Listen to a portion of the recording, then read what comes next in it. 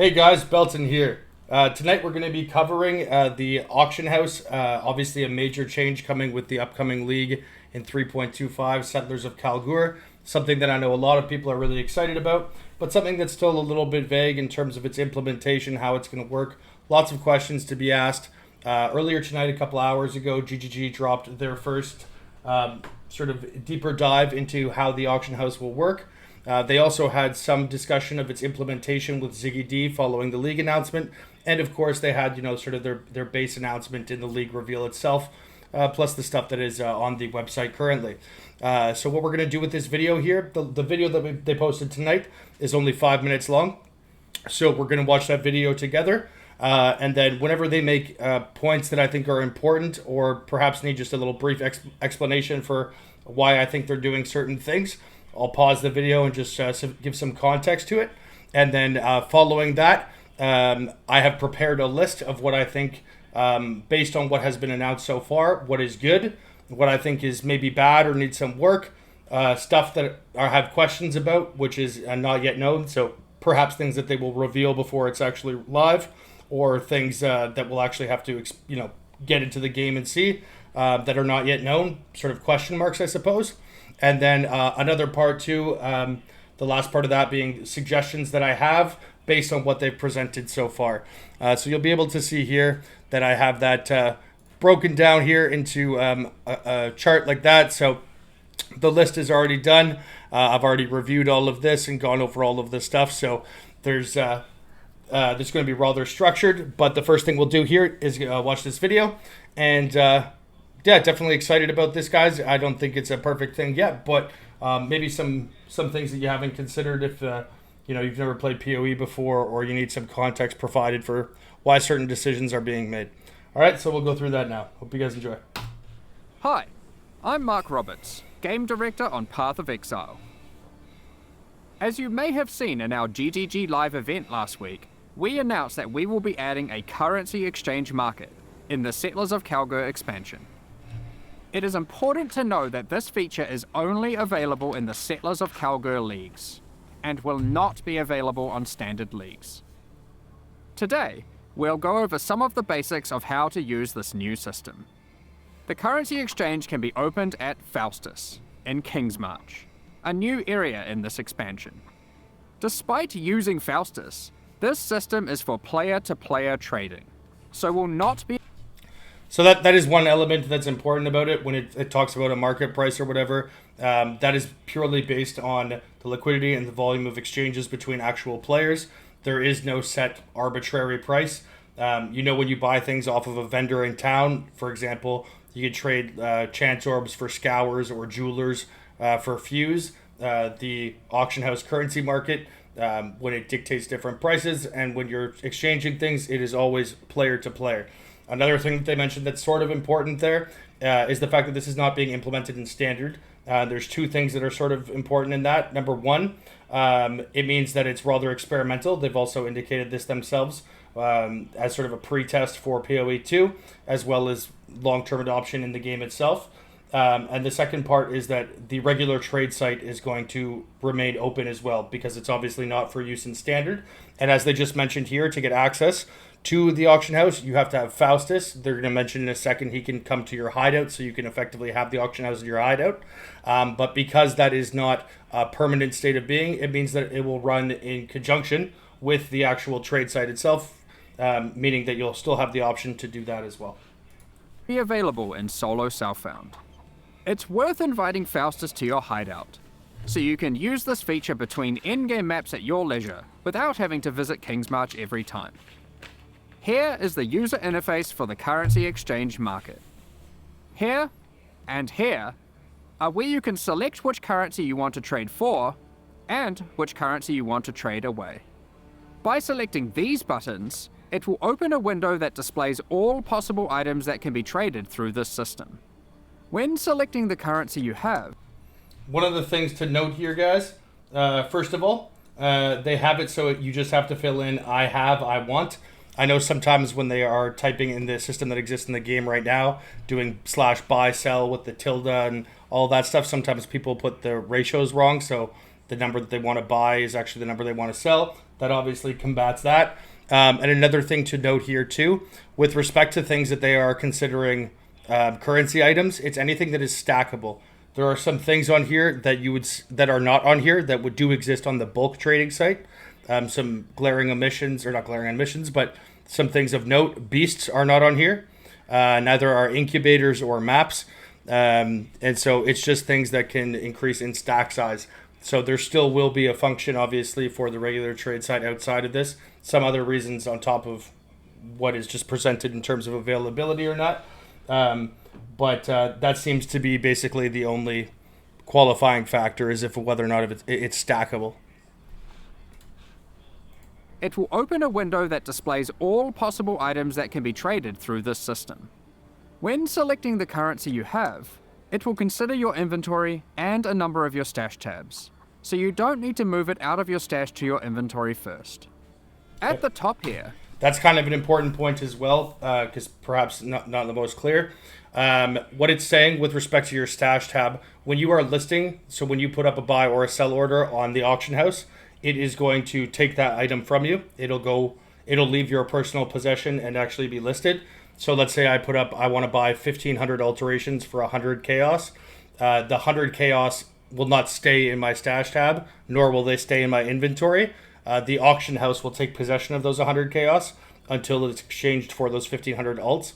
The way that that's said, some people in chat when we were going over this thought that it might mean that you just had to have 100 chaos in your stash tab.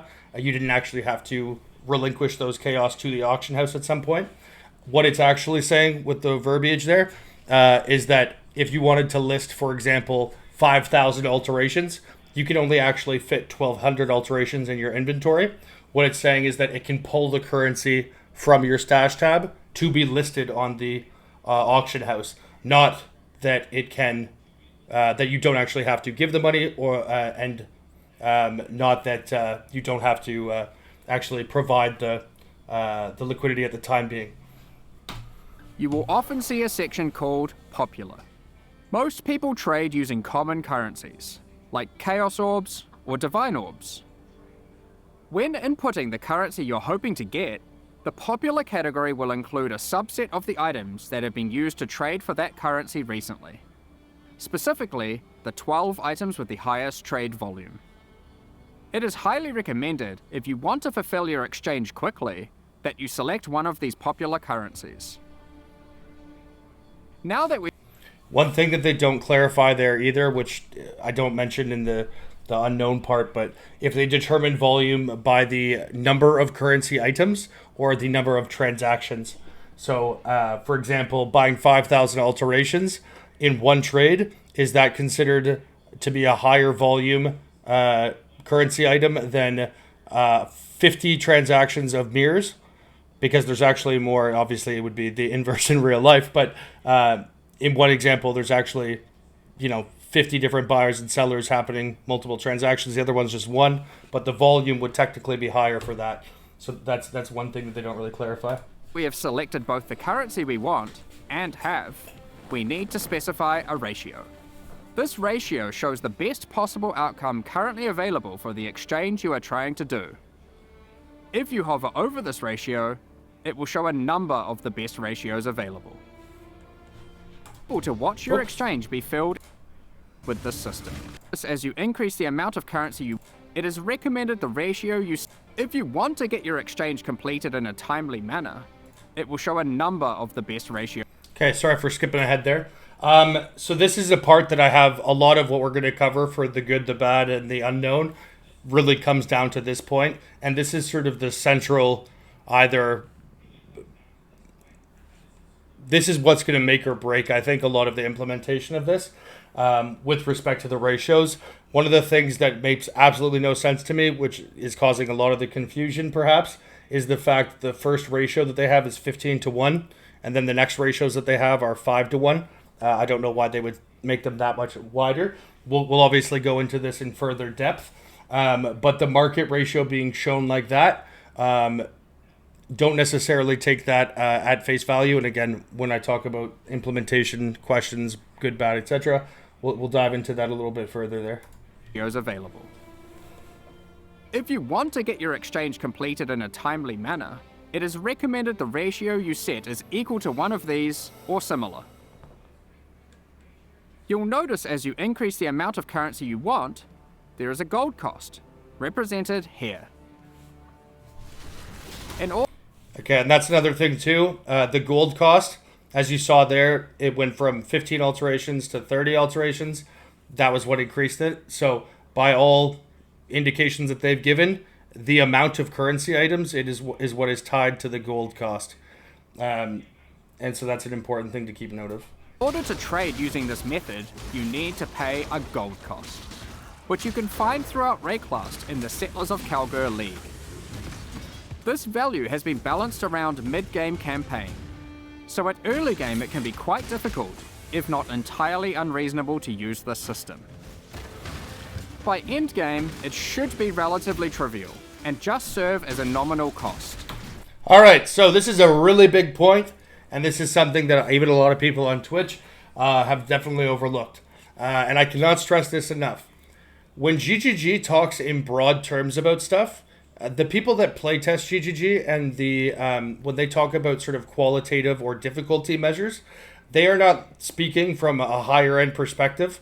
It is when they say something is trivial, you have to keep in mind that the stuff that they design as the most possible difficult thing in the game, there are certain people like Ben who they do it in hardcore in like 12 hours or 14 hours or whatever, right? And this ties into what I think the actual effective use or the raison d'etre for gold is. When they say that it's very difficult in the early game, it's balanced around the mid game and it's trivial in the late game. I do not think that this is necessarily so much meant to be a friction measure on players to prevent people who want to be your quote-unquote hideout warriors, as it is as a measure to combat both bots and RMT throwaway accounts. So if you're unaware, the way most of the illegitimate transactions that happen in the game are not done on people's primary account. Because the game is free to play, people will make a new account, obviously. And if they're going to buy RMT or if they're going to bot, they do it on this account that is brand new. And they want to do, obviously, because the expectation is that at some point it'll get removed. They want to invest as little as possible into that account, both in real dollar sense, in terms of supporter packs and stuff like that, and stash tabs, and also in a time sense. Now, one of the things that GGG has implemented in the game right now is that you actually can't trade until you're level 25.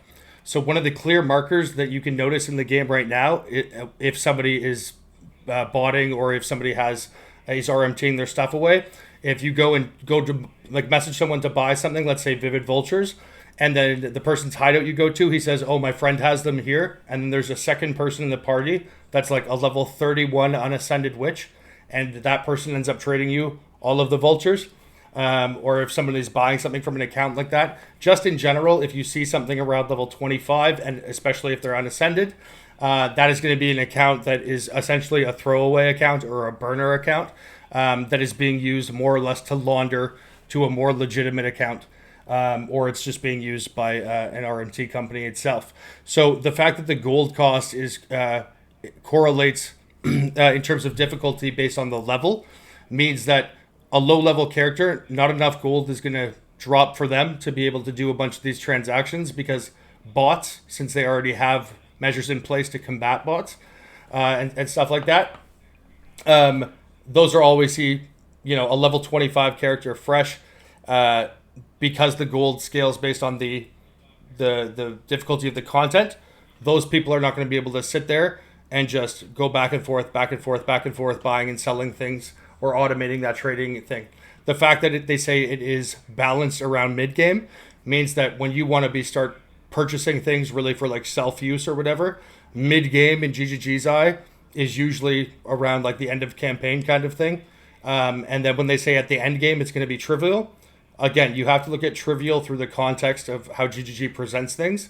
I do not think that they're presenting that as a way to stop people from playing the market, but more so that they want bot accounts and RMT accounts to have to invest the time.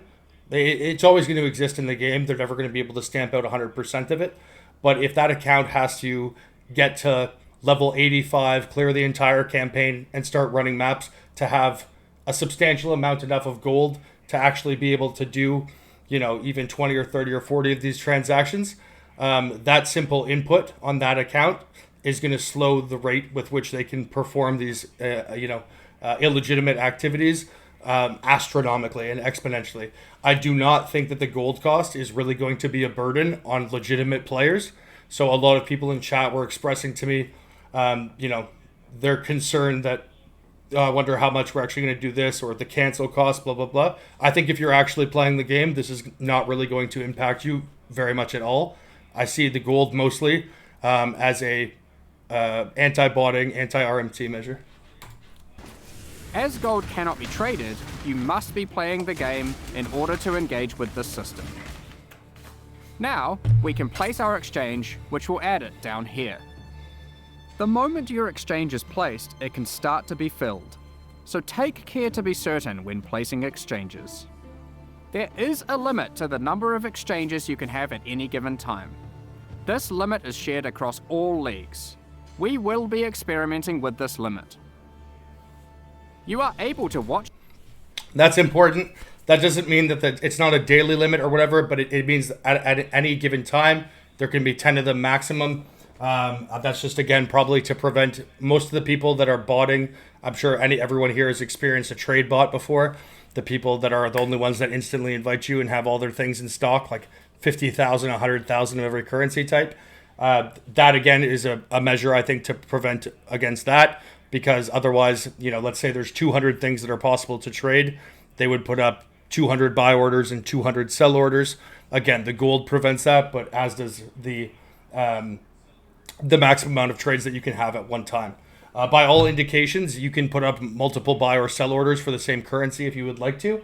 But the one thing that they do say there is that it can be filled immediately. So it's obviously an automatic process. But another thing, too, that's important to note is that it can be incrementally filled, right? So if you're trying to buy 1,500 alterations, you don't have to find somebody who's selling 1,500 alterations. You can find 50 people that are selling 30 alterations. So you don't have to taper down your buy order based on what you think the market availability will be. It'll just automatically do that. And one of the cooler parts they mentioned, too, is that you can progressively take them out. Right, you don't have to wait for all 1,500 to actually be filled to be able to remove them. If you're only able to, within the first 5 minutes, let's say you want to start crafting something, let's say you're only able to fill 500 or 600, you can take those 500 or 600 out while the 900 are still waiting to be filled, which I think is a good implementation. Should your exchange be filled in real time? An exchange can be partially filled, and at any time you can close your exchange, after which you can take your currency. Closing your exchange will not refund your gold. Once an exchange has been completed, you will receive a notification. If you are offline or happen to miss the notification, you should make sure to keep Faustus placed in your hideout within sight. He will have this icon above him when he has something for you to collect. Exchanges that are ready to be collected can be seen highlighted here. So the ones that are important there as well to note, the fact that canceling or taking out an order early, as I said there, you can take it out progressively and not have to wait for the full order. But there is a drawback to that, as they just said, and that's your gold cost will not be refunded. As they're showing right now, obviously it'll highlight and it'll put a little exclamation mark on his head like a WoW quest when the full order is finished. But the fact that gold costs are not they're not given back if you cancel the order early, or if you just don't even fill out your order. Like say you're doing an aspirationally high or low buy or sell order. If you decide that you want to cancel that order entirely, you don't get refunded the gold cost. So that'll prevent people from just spam listing or delisting things. Either trying to manipulate the market or just overburden the system. So that is one of the better features they've put in here. To retrieve your currency, just simply select it and place it in your inventory. On keyboard and mouse, you can control-click to move an entire stack, and you can control right-click to move as many as would fill your inventory. When using PlayStation or Xbox controllers, or similar, You can press square or X respectively to do the same. Press and holding those same buttons will move as many as would fill your inventory. It is worth noting. This is a small thing, but a big one. You know this league, how they had Control-Shift-Click when you're trading another player to go from your inventory to the trade window. This is now being added in between the stashes and your inventory and the auction house or the trading site, whatever. Not the trading site, the auction house. Just a little bit less clicking, so that's a good thing too. You can now also use these same binds to bulk move currency from your inventory to your stash. When doing player-to-player trades the traditional way, it also now uses this keybind for the same action, so it can be consistent across all interfaces. At any time, you can hover the information hover provided on the panel to find out more, or if you just need to refresh your memory. We are very excited to see. All right, there we go. So that is the video announcement they've made right now. Obviously, they went into quite a bit more depth in that reveal than they had previously. The other video, actually, too, how the currency, in case you need some context and weren't able to catch it yet, would be the one right here. The Path of Exile, Settlers of Kalguur Q&A, Currency Exchange, Golden Town, building with Jonathan and Mark. Around the 16, 15, 17-minute mark. It's about maybe 7 or 8 minutes. It's mostly sort of floating impressions that they give, and they do give some little tidbits of how it's going to work that they don't mention in that official video there. As well, one of the things that they do mention is that Mark says Monday on New Zealand time that he's going to post a video. Actually, sorry, Monday New Zealand time would have been this video that they just posted. I apologize. It's Sunday for me. I was thinking he was going to do another video. You're seeing me realize I'm an idiot in real time. So in this Ziggy interview, he mentions that they're going to post a video elaborating on it further. That's the one that we just watched there. So there's nothing further coming. So that actually does mean that this subsequent part that we're going to be talking about with what was good about what has been announced, what's bad about what's been announced, the not yet known, and suggestions that I have based on everything that's gone there, that's actually going to bear a little bit more weight. I'm realizing right now that this video is 22 minutes long already. So I think I'm actually going to break this into part 1 and part 2. As we discussed here, the two things that we're going to be doing, the video that we just watched there with the reveal, we did some pauses and pointing out some points. And now for the second part of this video, for those of you who are interested, we're going to go over a list of what I think was good about what is there. The stuff that they didn't answer yet, or that is sort of unknown based on how they said it was implemented. And then there are some parts that I think are just straight up problematic that maybe they overlooked.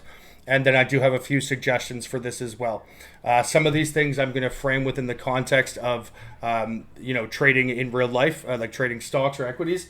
They actually make a joke about this in the Ziggy D interview, saying that people are going to treat this like the stock market. And I saw Jonathan make some references to financial terms as well. That obviously shows that they've given some thought to this a little bit. So the next part of this will be a little bit more advanced and a little bit more further depth for those of you that just wanted to see sort of the quick reveal and get some context to that. That's what this video is for. But I will do the second part in a second video just so it's not too long. If you're first time to the channel, thank you for watching, guys. I appreciate it. If you got some value from this, you could throw a like on the video and drop a sub. And if you are interested, I will put as the second part, it'll be linked in the description below, pinned comment, and I will also put it as the recommended video at the end title. And so for those of you who want to follow along, I'll see you in part 2. Peace.